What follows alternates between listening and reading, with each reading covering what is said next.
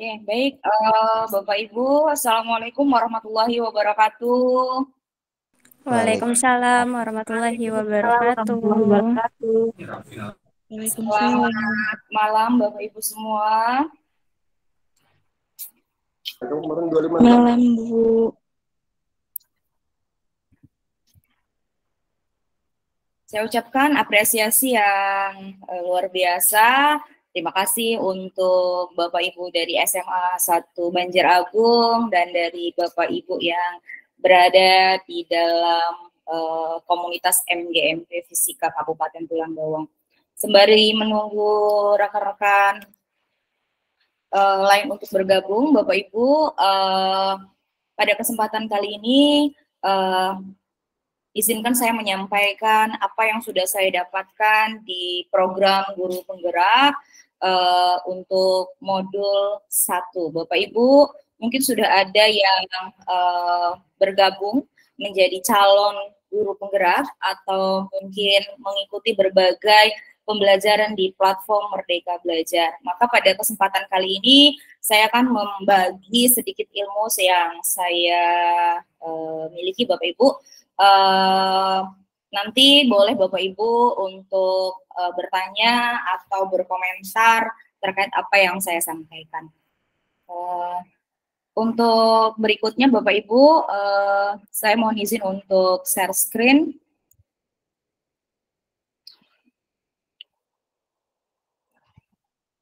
Ya. Apakah tampilannya terlihat Bapak Ibu? Terlihat, Bu. Terlihat, Bu. Oke, baik.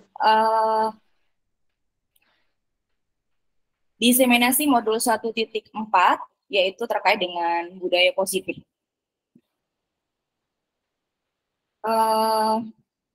Pada modul 1.4 pada program Guru Penggerak Bapak Ibu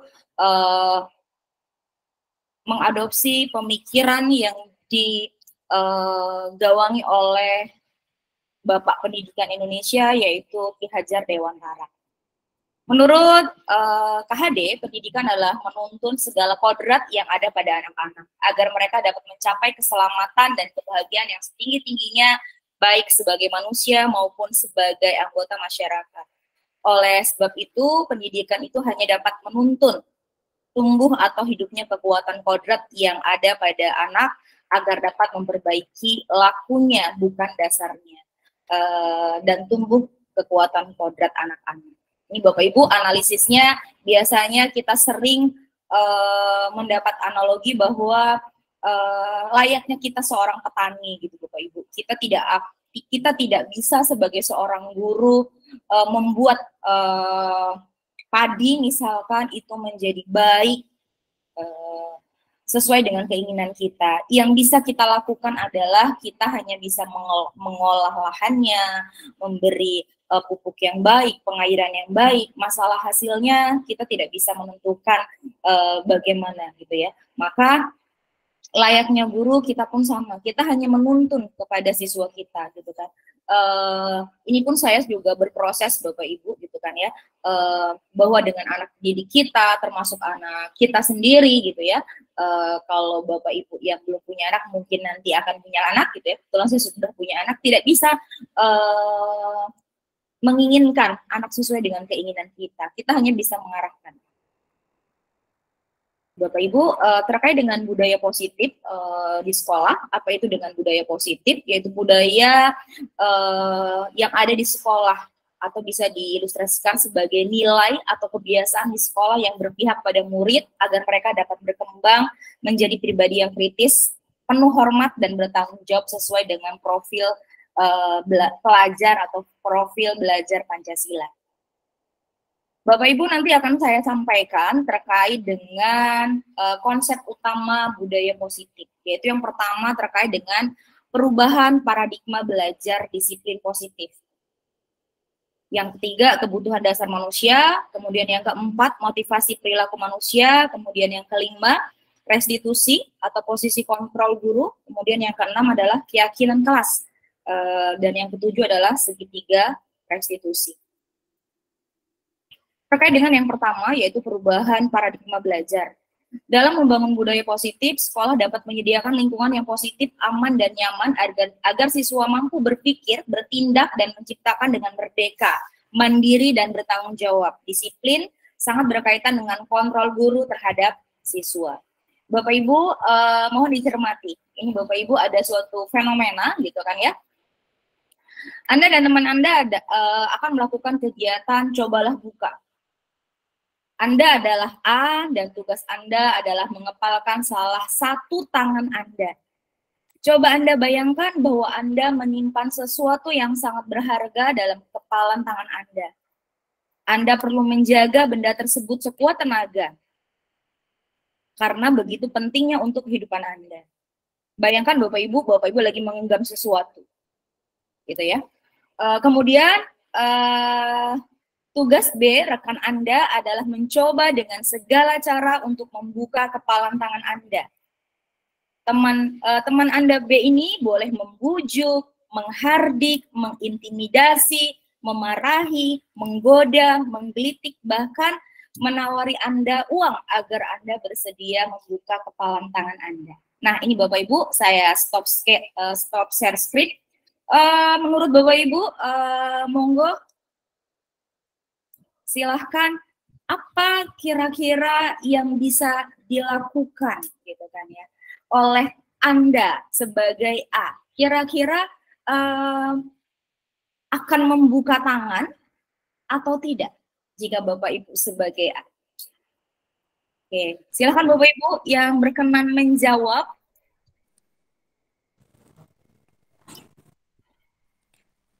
Izin menjawab, Bu Novi. Oh ya, silakan Ibu Zara. Kalau itu sesuatu yang berharga, harusnya mau digunakan dengan cara apapun, itu nggak akan dikasih.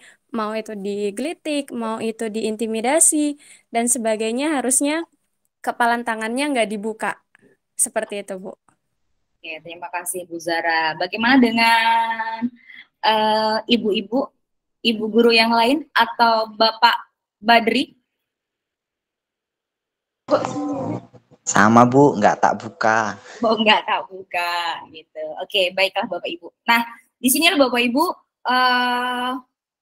terkait dengan kepalang tangan tadi. Baik, saya lanjutkan share screen saya.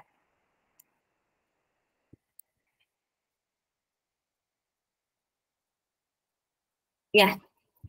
Ini nanti akan kita pelajari di teori kontrol Bapak Ibu ya. Ini adalah sebagai pemantik gitu kan. Seberapapun orang mencoba gitu ya, mencoba untuk membujuk si A gitu ya.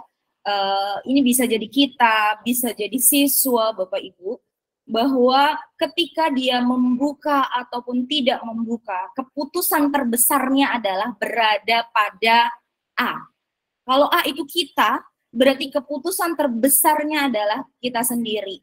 Kalau A ini adalah siswa kita, keputusan terbesar adalah siswa kita, jadi bukan orang lain. Ini terkait dengan posisi kontrol. Dari sini kita bisa ketahui Bapak Ibu bahwa kontrol itu berada pada diri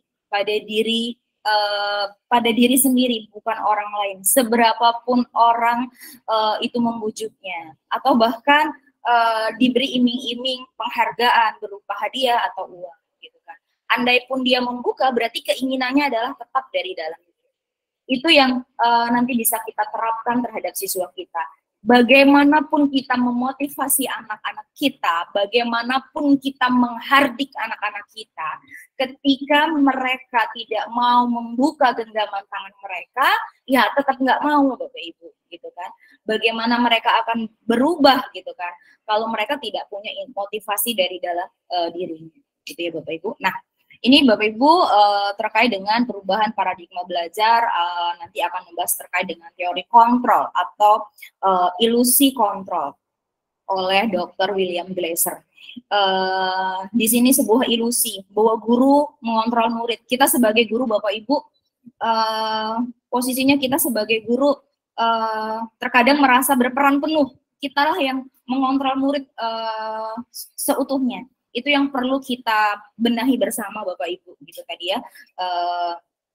bahwa kita tidak bisa mengontrol murid. Yang bisa mengontrol murid sebenarnya jiwanya sendiri, dirinya sendiri. Terkait dengan ini tadi, terkait dengan mengontrol murid tadi bisa saya ibaratkan dengan kepala tangan tadi Bapak Ibu. Kemudian ilusi bahwa semua penguatan positif efektif dan bermanfaat gitu ya. Kemudian ilusi bahwa kritik dan saran ini membuat orang merasa bersalah dapat menguatkan karakter. Kemudian ilusi bahwa orang dewasa memiliki hak untuk memaksa. Sebuah ilusi-ilusi ini yang tidak sepenuhnya benar Bapak Ibu. Bahkan terkadang banyak salahnya gitu terkait dengan teori kontrol yang dikemukakan oleh William Glasser. Ya Bapak Ibu. Nah berikutnya adalah terkait dengan budaya positif. Yang kedua yaitu tentang disiplin positif. Berbicara disiplin, disiplin itu berasal dari bahasa Latin yang disiplina, yang artinya belajar. Mana asal dari kata ini berkonotasi dengan disiplin diri dari murid-murid Socrates dan Plato. Disiplin diri membuat orang menggali potensinya menuju sebuah tujuan, apa yang dia hargai. Kemudian dalam budaya kita, makna kata disiplin dimaknai menjadi sesuatu yang dilakukan seseorang pada orang lain untuk mendapatkan kepatuhan. Kita cenderung menghubungkan kata disiplin dengan ketidaknyamanan. Bapak Ibu, tanyakan pada diri kita masing-masing gitu kan ya, benarkah gitu kan ya, bahwa disiplin ini bisa berarti ketidaknyamanan gitu kan ya. Ya. Disiplin merupakan kemauan untuk memerintah diri dalam mengontrol dan menguasai diri untuk memilih tindakan yang mengacu pada nilai-nilai yang kita hargai dengan penuh tanggung jawab tanpa terperintah orang lain. Nilai-nilai yang kita hargai adalah nilai kebajikan atau sifat positif manusia, mohon maaf tipe Bapak Ibu, yang merupakan tujuan mulia yang ingin dicapai setiap individu, yaitu nilai-nilai dalam profil pelajar Pancasila. Kemudian berikutnya adalah setelah disiplin positif terkait dengan budaya positif yang akan kita bahas, yang ketiga adalah kebutuhan dasar manusia. Ini Bapak Ibu ada sebuah diagram lingkaran katakanlah, bahwa kebutuhan dasar manusia di sini ada 5 gitu ya, yaitu terkait dengan ada tanda love gitu ya, kasih sayang, kemudian fun, kesenangan, kemudian survival itu kebutuhan yang paling mendasar yaitu bertahan hidup, kemudian kebutuhan freedom, kebebasan atau kekuatan.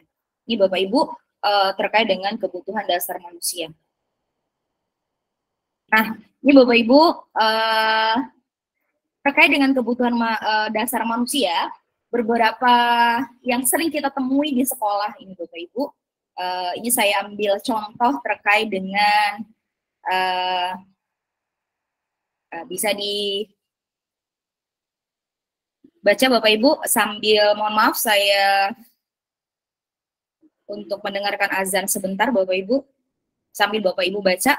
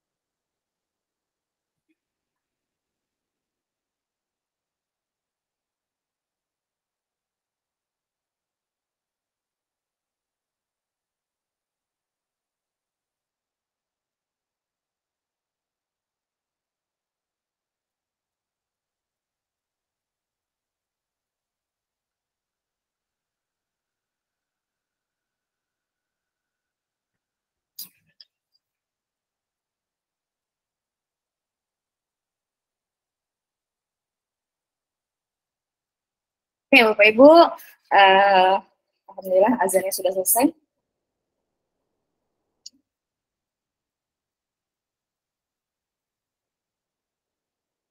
Bapak Ibu, saya bacakan.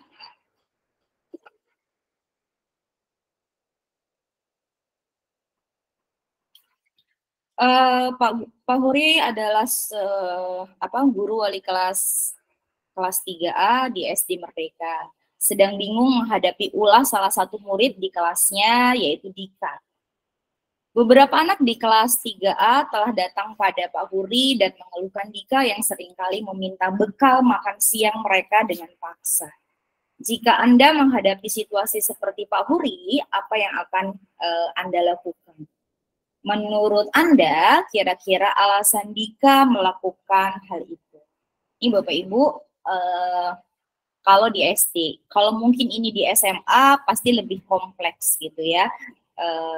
Nah Bapak Ibu, ketika kasusnya Dika ini kita kaitkan dengan kebutuhan dasar manusia gitu ya, ketika dia sering mengambil makanan atau bekal makan siang teman-temannya secara paksa, kira-kira menurut Bapak Ibu gitu ya, apakah yang sebenarnya Dika butuhkan? Apakah memang dia kelaparan gitu kan, yaitu survival gitu kan, memenuhi kebutuhan dasar hidupnya, atau memang dia fun aja, seneng aja gitu kan ya, atau dia memang butuh kasih sayang, atau dia mau menunjukkan dia punya power, atau dia memang lagi menunjukkan bahwa dia bebas, menunjukkan ketidaksenangannya pada siapapun. Oke Bapak Ibu, menurut Bapak Ibu apa sebenarnya yang Dika butuhkan dan apa yang harusnya Bapak Ibu lakukan sebagai Pak Huri? Monggo Bapak Ibu. Kira-kira Bapak Ibu akan berpendapat yang mana nih? Dika butuh yang mana? Oke, silahkan Bapak Ibu. Mohon izin Bu Novi memberi pendapat. Oke, terima kasih. Silahkan Ibu Salma. Kalau menurut saya alasannya tadi kalau terkait dengan kebutuhan itu tadi menurut saya lebih ke kasih sayang, membutuhkan kasih sayang. Boleh jadi alasan Dika melakukan itu mencari perhatian. Nah, apa yang saya lakukan jika saya sebagai Pak Huri, yang pertama saya lakukan tentu menanyakan alasannya. Selanjutnya apabila dia sudah memberitahu, ya kita kasih teguran dan kita kasih arahan. Seperti itu Bu Novi. Oke, terima kasih. Jadi menurut Bu Salma, dia butuh kasih sayang ya, perhatian ya. Oke, silakan Bapak Ibu, mungkin ada pendapat yang berbeda? Tambahan Bu. Oke, dari siapa? Ibu Zara ya? Iya Ibu. Sebenarnya ini bergantung sudut pandang sih Bu. Tapi kalau saya pribadi bisa jadi si Dika tersebut itu sebenarnya lagi survive, sebenarnya emang lagi kelaparan. Cuman mungkin caranya nggak tepat. Bisa jadi juga dia perlu kasih sayang sehingga dia berbuat seperti itu kepada teman-temannya. Terus kalau misalnya saya di posisi Pak Huri, ya saya akan manggil si Dika tersebut, kemudian menanyakan alasannya kenapa dia kok minta makanan sama teman-temannya atau maksa minta makanan sama temannya tersebut. Terima kasih. Oke, terima kasih. Ada lagi Bapak Ibu yang mau berpendapat? Jadi menambah. Iya, silakan. Bu siapa? Monica Bu Novi. Ya Bu Momon. Oke, kalau menurut saya Dika ini kurang kasih sayang dari orang tuanya, di mana orang tuanya kurang peka, kurang peduli terhadap anaknya. Jikalau dia berada di kelas 3, waktu di sekolahnya lebih lama, harusnya dilebihkan uang sangunya, dia kekurangan uang sangu, atau memang dia tidak dibekali dari rumah. Jadi kurangnya perhatian dari keluarga, terutama peran ibu, begitu Bu Novi. Atau bisa jadi untuk anak kelas 3 biasanya unjuk kekuatan, power. Siapa yang lebih jago di kelas, seperti itu Bu Novi. Bisa jadi dari orang tua atau dari gurunya. Tidak dapat perhatian dari orang tua, bisa jadi dia mencari perhatian melalui guru, begitu Bu Novi. Terima kasih. Oke, terima kasih Ibu Monica. Luar biasa sekali Bapak Ibu. Ya, betul sekali. Jadi memang ada beberapa sudut pandang sih, betul ya. Kita lihat Bapak Ibu di bawahnya.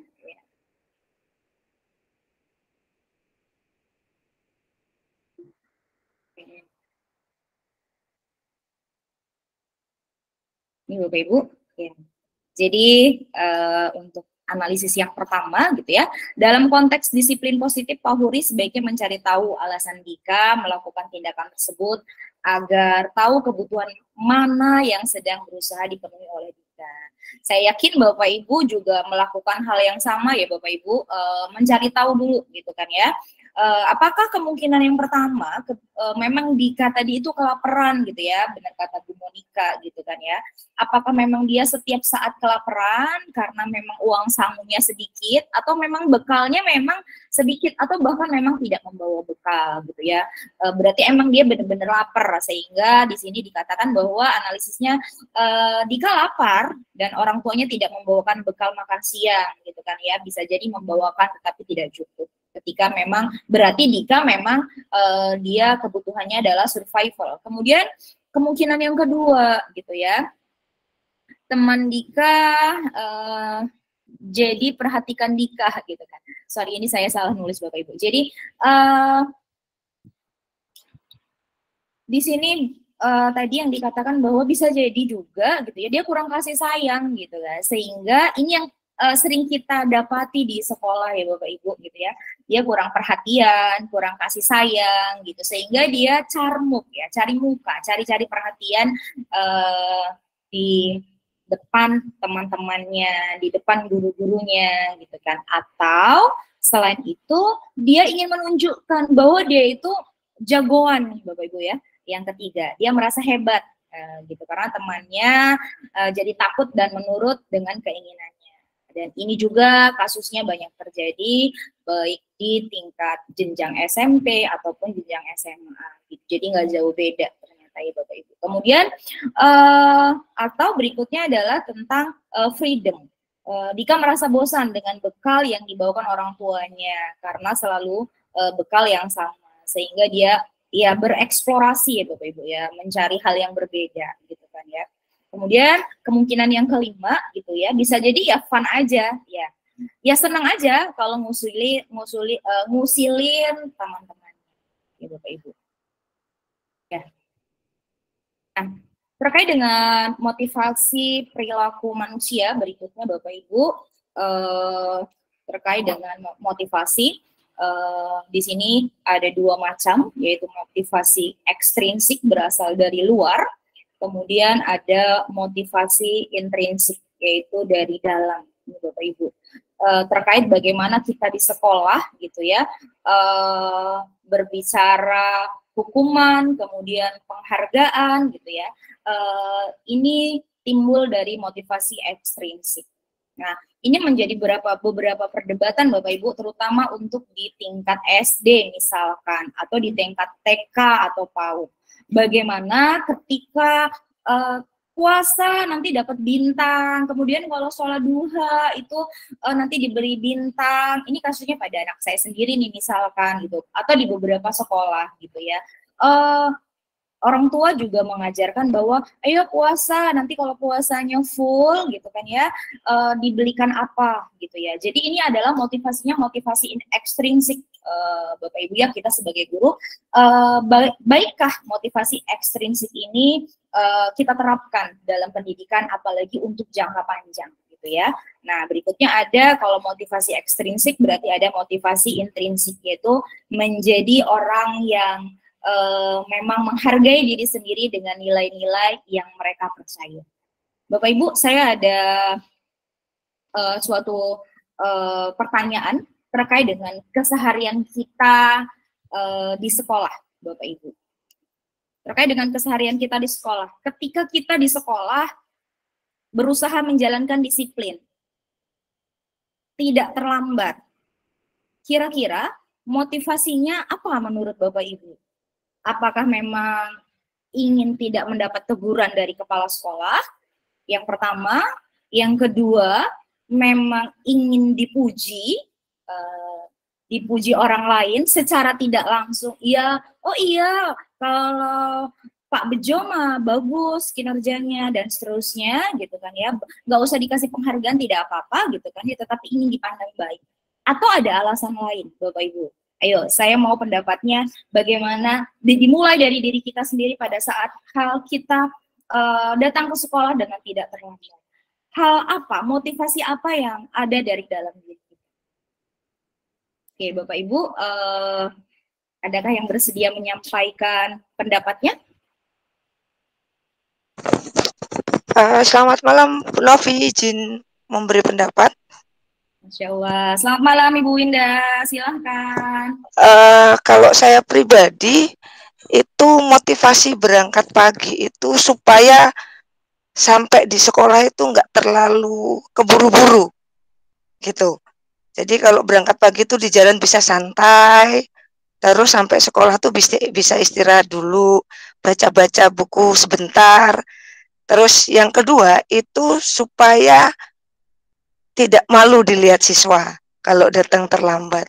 Itu kalau dari diri saya sendiri begitu motivasi berangkat pagi. Terima kasih.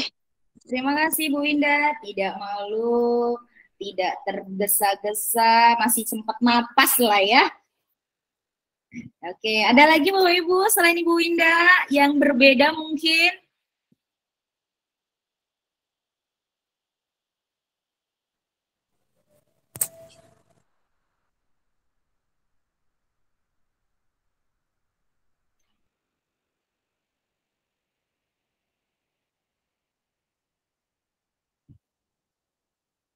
Halo.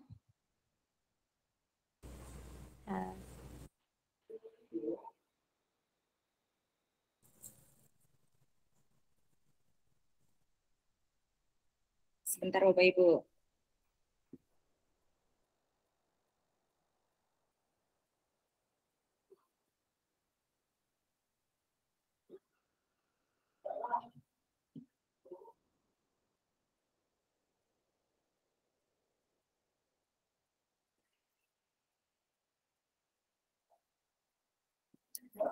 Oke Bapak Ibu,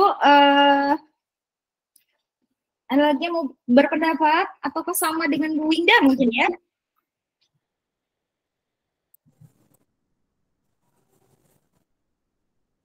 Oke, selamat datang Ibu Wayan.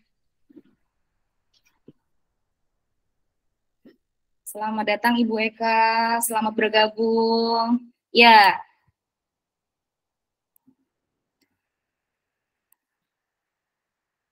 Oke, baik. Tadi alasan dari Bu Winda. Terima kasih Bu Winda terkait dengan penerapan disiplin yang kita lakukan dalam kehidupan sehari-hari. Menurut Bu Winda, ya supaya tidak terburu-buru, ada jeda waktu sebelum masuk ke kelas gitu ya, dan tidak malu dengan murid kita gitu ya. Nah, tidak malu dengan murid kita berarti setidaknya kita bisa memberi contoh ya Bapak Ibu ya. Nah, di sini Bapak Ibu langsung kita kaitkan. Langsung saya kaitkan ke motivasinya. Apakah motivasi yang kita lakukan gitu ya ketika kita melakukan disiplin tadi gitu kan ya, apakah memang benar dari dalam diri kita secara pribadi gitu kan ya, karena kita memang menjunjung tinggi bahwa disiplin ini adalah hal yang memang menjadi tanggung jawab kita sebagai seorang guru, pengingat buat kita masing-masing gitu kan ya, bahwa kita ini menjadi seorang model yang digugu, yang ditiru gitu kan ya. Maka motivasinya tentu saja bukan dari orang lain tetapi dari dalam diri sendiri itu ya Bapak Ibu terkait dengan penerapan disiplin. Nah, setelah penerapan disiplin di sekolah, ini Bapak Ibu, terkait dengan saya akan bahas terkait dengan perbedaan hukuman, konsekuensi, dan restitusi. Bapak Ibu, terkait dengan hukuman, ya, ini sering saya sendiri nggak usah jauh-jauh gitu ya, kita memberi hukuman kepada siswa kita gitu kan ya. Padahal tujuan kita itu sebenarnya baik, tetapi tujuan baik itu gitu ya belum tentu disikapi baik Bapak Ibu gitu kan ya. Nah di sini kalau hukuman itu tidak terencana atau secara tiba-tiba, murid tidak tahu apa yang akan terjadi atau tidak dilibatkan, kemudian bersifat satu arah, kemudian berupa hukuman fisik atau psikis. Nah kemudian yang berikutnya adalah konsekuensi. Ya, kalau konsekuensi ini sudah terencana Bapak Ibu, kemudian adanya kesepakatan. Murid tetap dibuat tidak nyaman, sikap guru selalu memonitor. Kemudian, nah ini hal baru yang saya juga baru belajar Bapak Ibu, saya temui ini terus terang di program guru penggerak, yaitu terkait dengan restitusi. Proses menciptakan kondisi bagi murid untuk memperbaiki kesalahan. Atau bisa juga merupakan proses kolaborasi yang mengajarkan murid untuk mencari solusi sendiri. Ini Bapak Ibu, misalkan nih, ketika ada siswa terlambat, kemudian di depan pintu gerbang, gitu kan ya, secara teori kita nanti bisa lihat bahwa masuk yang mana nih, ketika terlambat, siswa ada yang kita suruh berlari, ada yang disuruh membersihkan WC, ada yang disuruh nyapu halaman mungkin. Nah, menurut Bapak Ibu, masuk ke yang mana itu? Hukumankah, konsekuensi, atau restitusi? Yang mana Bapak Ibu? Hukuman, Bu. Ya. Sebentar Bapak Ibu.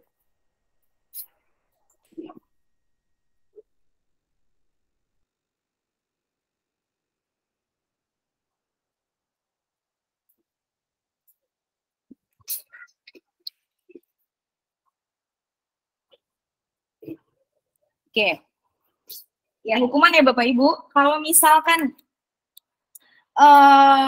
ada seorang siswa yang datang terlambat, gitu ya, kemudian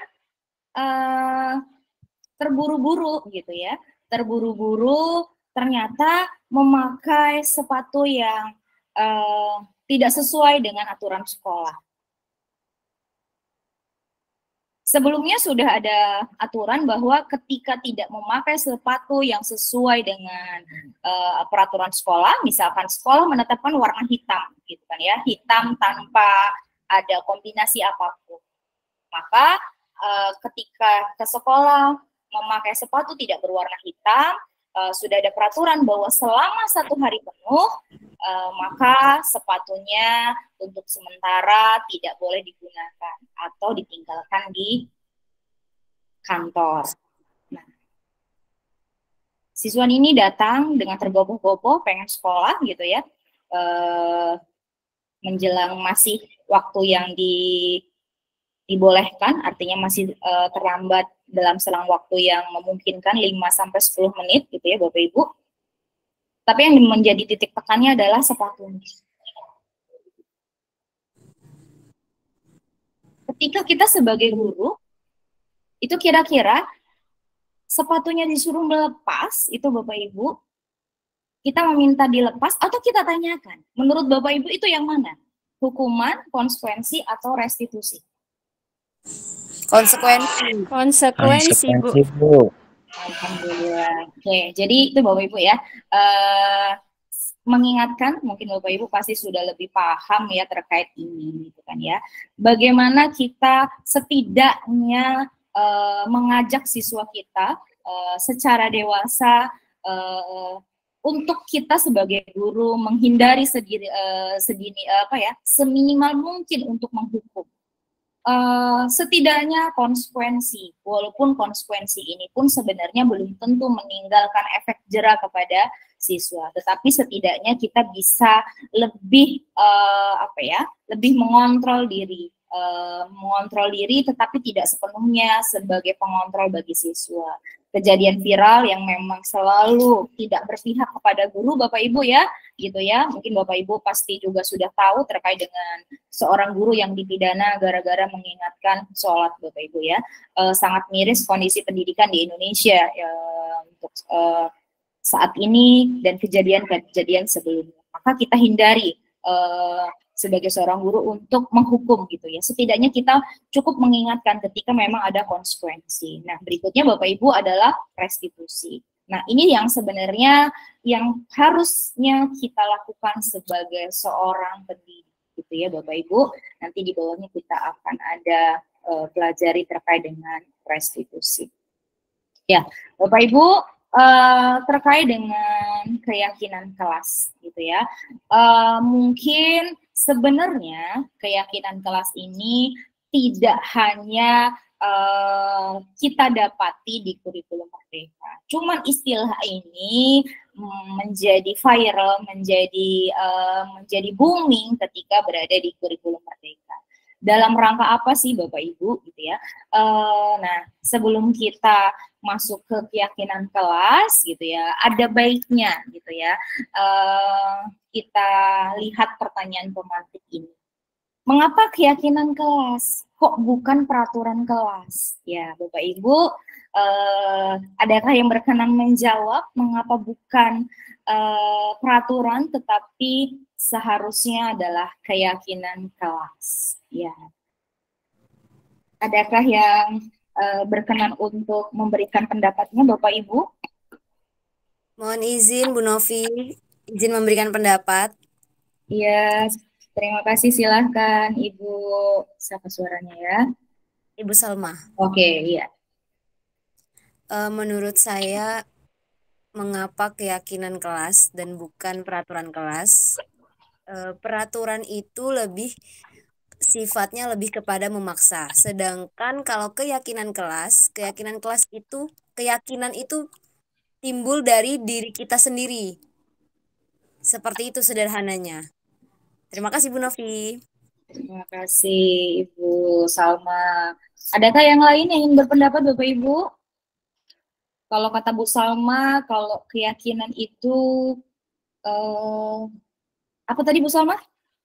Timbul dari diri kita sendiri. Oke, timbul dari diri kita sendiri. Iya, kalau peraturan itu sifatnya memaksa dan boleh jadi sudah ditetapkan gitu. Sudah ditetapkan. Oke, baik. Terima kasih Bu Salma. Ya, setidaknya mewakili Bapak Ibu semuanya gitu ya.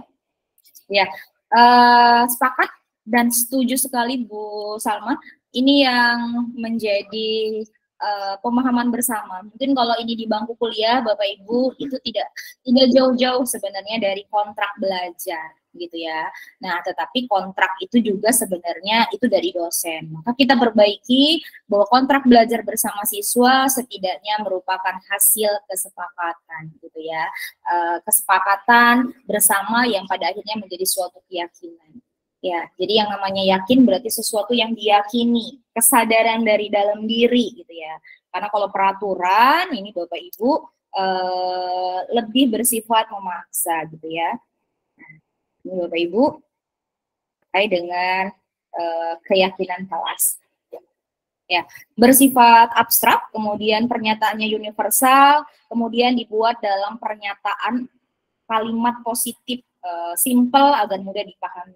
Sesuai dengan kondisi kelas atau sekolah, kemudian semua warga sekolah atau warga kelas dilibatkan saat membuat keyakinan kelas. Ini Bapak Ibu yang sering saya pantau di kelas gitu ya. Mohon maaf, ini kita sama-sama belajar Bapak Ibu gitu ya. Terkait dengan keyakinan kelas itu bukan gaya-gayaan sebenarnya sih gitu ya. Tetapi memang hasil, nah ini kita perlukan pada awal pembelajaran. Baik kita sebagai guru kelas atau lebih mantap lagi ketika sebagai wali kelas gitu ya Bapak Ibu. Nah, yang kebanyakan terjadi gitu ya, dilarang membuang sampah, dilarang terlambat gitu ya Bapak Ibu.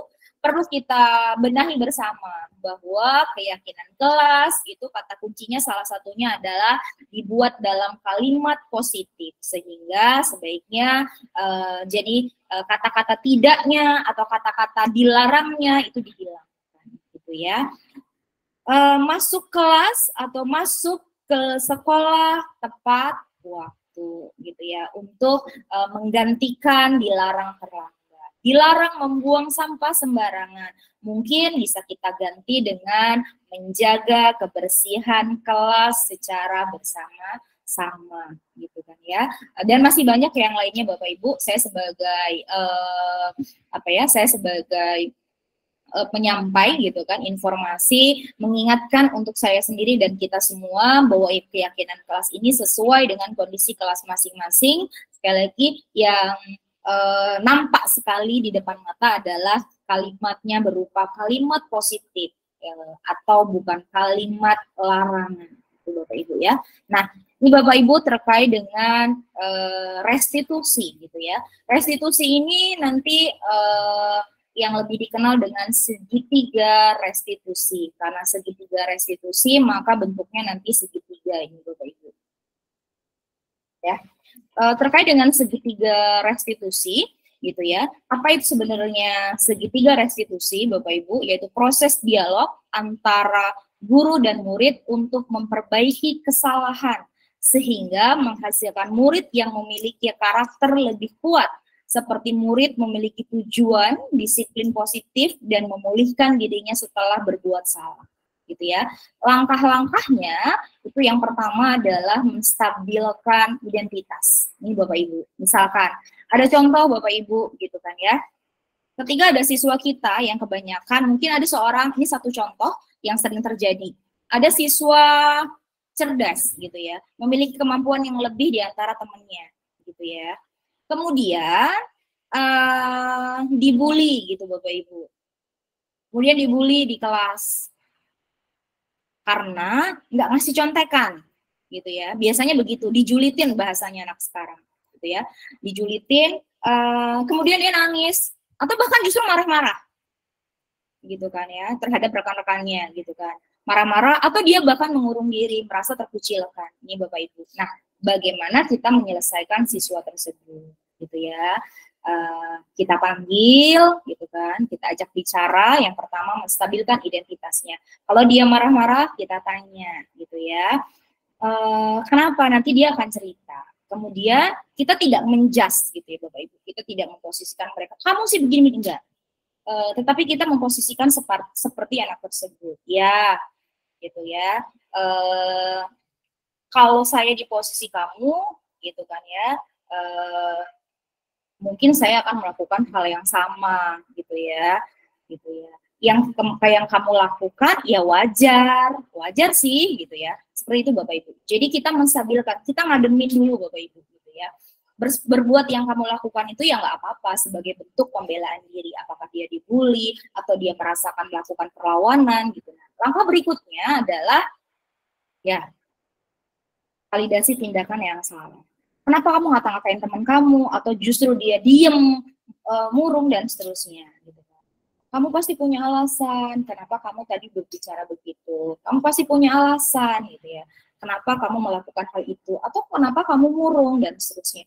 Atau kamu pasti punya alasan, kenapa jawaban kamu bersih banget. Nih Bapak Ibu, saya kemarin habis melakukan praktik segitiga restitusi terhadap salah satu siswa, kebetulan sekolah, kebetulan pada saat setelah melakukan penilaian atau mengoreksi sumatif tengah semester, ada seorang siswa yang benar-benar bersih jawabannya, bahkan nulis nomor saja tidak, ya, nulis jawaban atau tidak, cuman menuliskan nama di bagian depan. Masya Allah, luar biasa. Untungnya emosi saya sudah mulai terkontrol dan setidaknya karena guru penggerak saya bisa tersenyum Bapak Ibu. Jujur, saya kasih tulisan, terima kasih sudah mengikuti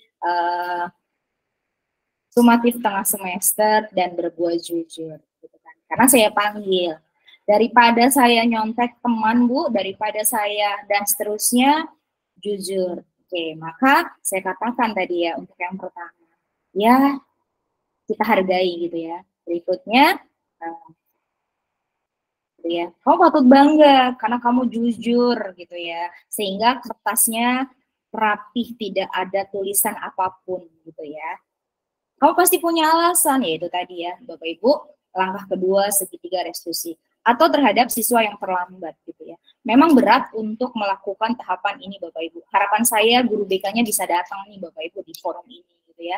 Saya tadi sudah minta bahwa wali kelas, termasuk kita guru kelas, tetapi banyak juga yang bersentuhan adalah dengan guru BK terkait dengan penyelesaian berbagai masalah walaupun tidak menutup kemungkinan sebagai seorang guru kelas. Berikutnya adalah terkait dengan tahapan segitiga restitusi, yaitu menanyakan keyakinan kelas. Nah, bisa jadi saya tanya begini, ya sudah gitu kan ya, Bapak Ibu mungkin ada yang kenal dengan siswa saya yang namanya Jerry gitu kan. Ya sudah, kalau memang kamu tadi memang ingin memang jujur gitu kan. Ya sudah, sekarang Ibu mau tanya sebenarnya apa sih gitu kan ya yang kamu harapkan, orang seperti apa yang kamu harapkan. Nah, di pertanyaan terakhir, mau jadi orang seperti apa gitu kan ya. Jadi terkait dengan menanyakan keyakinan kelas. Keyakinan kelas apa yang sudah ada atau dilanggar kalau memang sudah dari awal ada keyakinan kelas. Salah satu keyakinan kelas yang biasa dibuat secara umum adalah bertanggung jawab, biasanya Bapak Ibu, bertanggung jawab terhadap tugas yang diberikan oleh gurunya, baik secara umum ataupun setiap mata pelajaran. Tergantung kesepakatan kelasnya, apakah ini kesepakatan kelas berupa guru mata pelajaran atau kesepakatan kelas sebagai wali kelas. Itu Bapak Ibu terkait dengan segitiga restitusi. Ya, mungkin itu yang bisa saya sampaikan Bapak Ibu terkait diseminasi budaya positif modul 1.4 pada program guru penggerak. Mudah-mudahan apa yang bisa saya sampaikan pada kesempatan kali ini sedikit bisa memberi pencerahan buat Bapak Ibu gitu ya. Sebelum saya tutup Bapak Ibu, jika ada yang mau dikonfirmasi atau ditanyakan, dipersilahkan Bapak Ibu.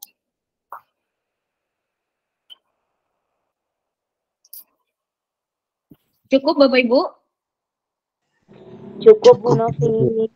Oke, Bapak Ibu mohon kesediaannya untuk akhir sebelum sesi saya tutup untuk sekiranya bisa on cam untuk dokumentasi yang sekiranya bisa on cam. Oke. Mohon ditunjukkan Bapak Ibu wajah cantiknya dan bapaknya cuma satu.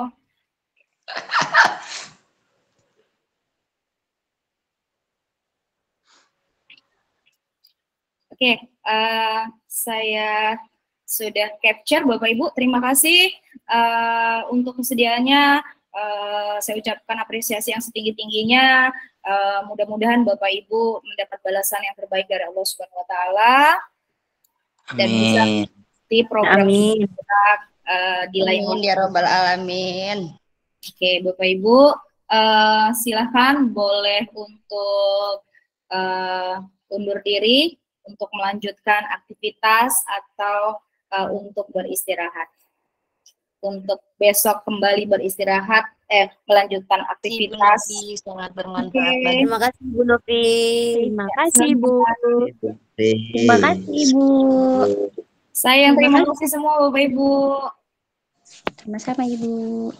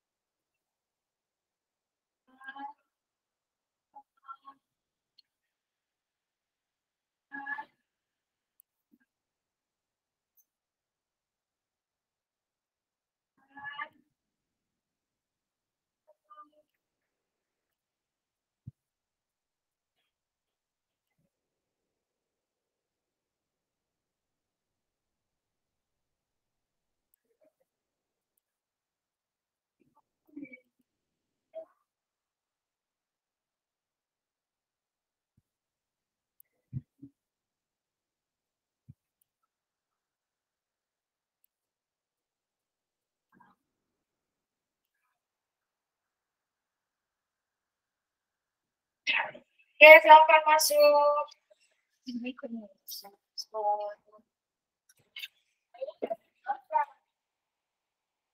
Oke, silakan duduk, Rahmat.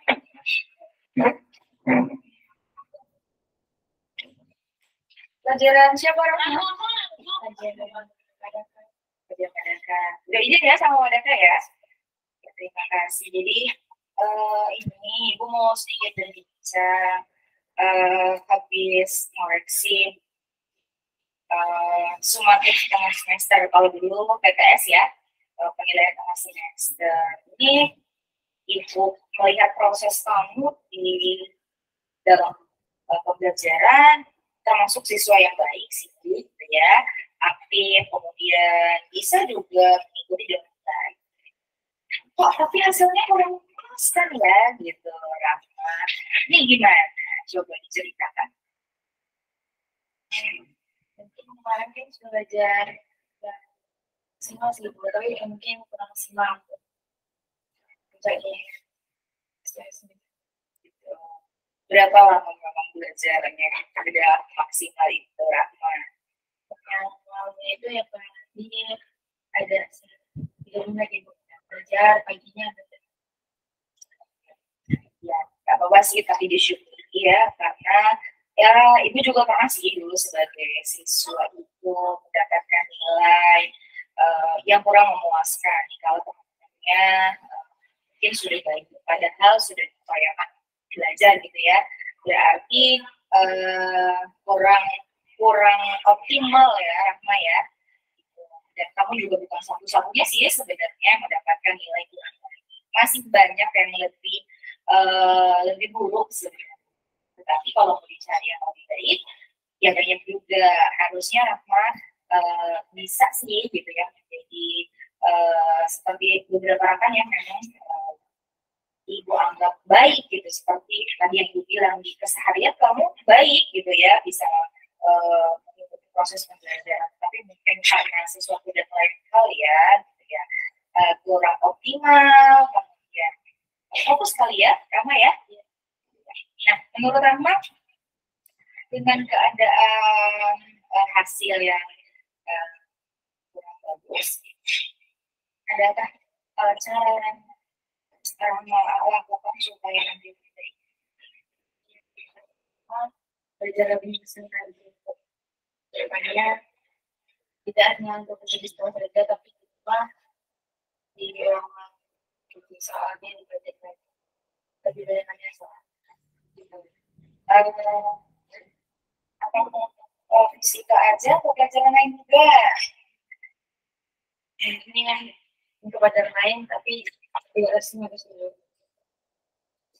Jadi apakah cuma latihan soal aja, Rahma, untuk tadi supaya nilainya lebih meningkat? Ada nggak cara lain? Ada sih. Mungkin kan tidak semuanya ada beberapa yang harus saya pahami, bisa dengan teman yang mungkin bisa berpaham banyak. Kalau bertanya sama orang, terus mungkin browsing, saya browsing. Sekarang kan banyak kayak medianya, nggak seperti dulu, gitu kan. Satu-satu itu biasanya nanya saya dulu, kalau sekarang benar kata tadi bisa browsing, YouTube boleh, lewat Google boleh, gitu ya. Artinya sudah sadar itu. Jadi sebenarnya ada cara lain ya, supaya nanti lebih. Oke. Memang sudah bisa tentukan apa yang harus dilakukan ya, supaya pembelajaran berikutnya mendapatkan hasil yang lebih baik. Kalau prosesnya, Ibu sudah nilai kamu baik selama proses pembelajaran. Walaupun tidak semua proses baik memang hasilnya baik ya, tetapi kalau bisa diupayakan baik, tidak gitu ya. Nah, masih ingat keyakinan kelas yang sudah disepakati apa? Masih apa? Yang sudah disepakati. Salah satu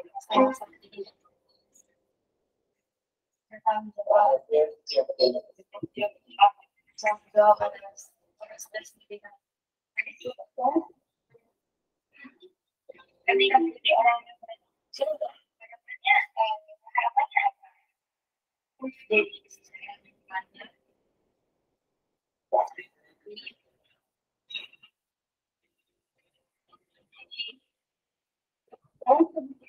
sesuai dengan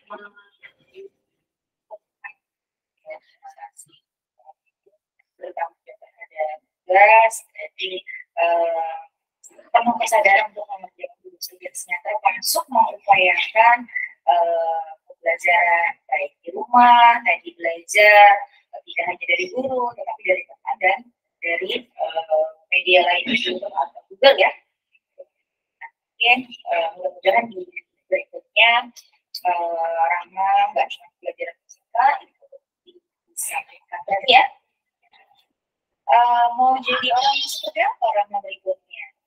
Jadi orang sukses, sukses dunia akhirat ya. Oke, jadi sukses dunia akhirat membanggakan orang tua. Oke, terima kasih Rama. Silakan boleh kembali ke kelas untuk mengikuti pelajaran.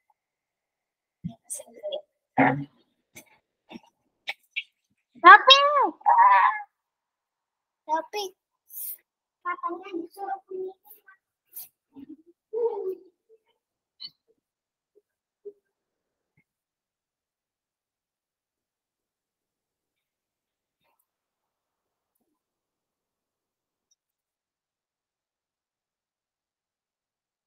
Oke, baik. Itu tadi ya Bapak Ibu, intermezzo.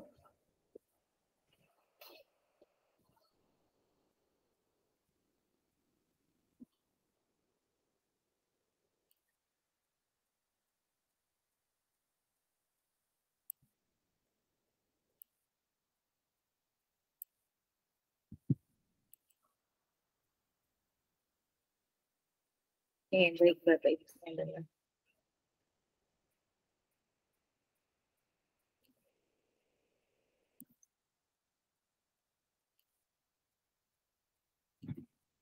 Ya, baik, sekarang adalah panorama terkait dengan keyakinan kelas. Kesepakatan bukan kelas. Ya. Kenapa kesepakatan? Itu bukan peraturan. Ada yang tahu tunjukkan berbicara? Satu berbicara. Kenapa? Berdiri. Ya, Mbak siapa? Saya berjanji. Saya dari kelas 4. Kenapa kesepakatan kelas? Karena itu kesepakatan tersebut disepakati oleh seluruh anggota kelas. Oke, terima kasih, Mbak. Ya, oke. Terima kasih. Yang lain, kenapa bukan peraturan? Ya, kalau tadi sebelum kelas, ada alasan lain? Mbak, siapa berapa?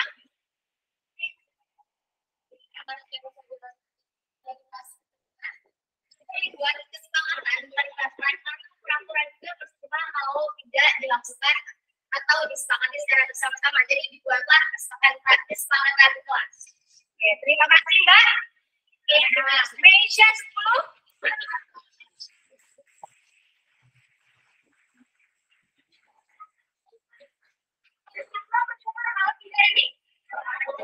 Sepakati satu laki-laki nih yang belum bersuara.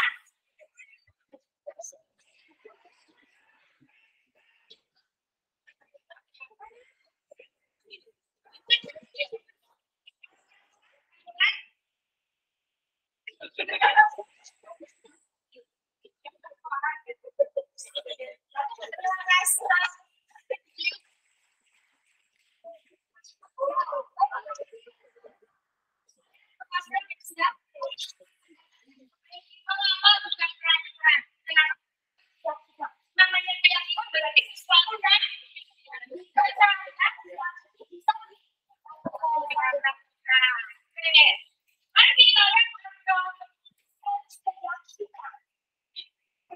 kelas masih kelompok akan diberikan keyakinan kelasnya di Sticky Note. Kalau Bapak Ibu guru bantu membagikan Sticky Note-nya untuk menunjukkan keyakinan kelas. Ada contoh yang bisa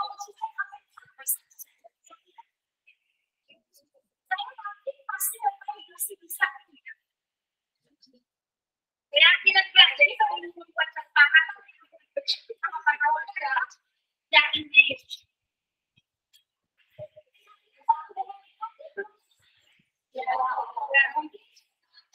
Tapi berdasarkan keyakinan sekarang lagi baru ada kesepakatan.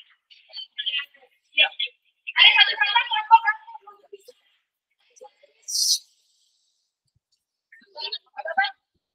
contoh keyakinan kelas.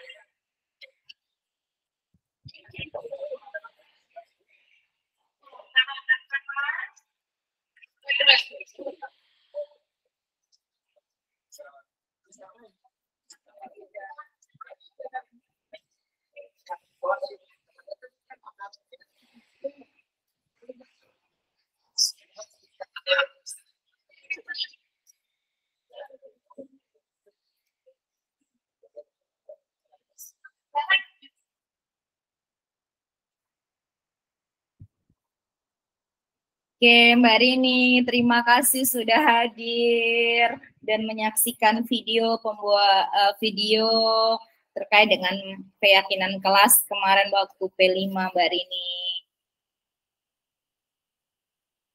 Teman-teman tadi sudah pada izin untuk undur diri, Mbak Rini. Boleh Mbak Rini juga untuk undur diri, ini limitnya saya rekam ya, Ibu Rini atau Mbak Rini. Oke. Sekali lagi terima kasih untuk bergabung Ibu Rini, mudah-mudahan Allah membalas dengan yang lebih baik. Oke, saya akhiri. Wassalamualaikum warahmatullahi wabarakatuh.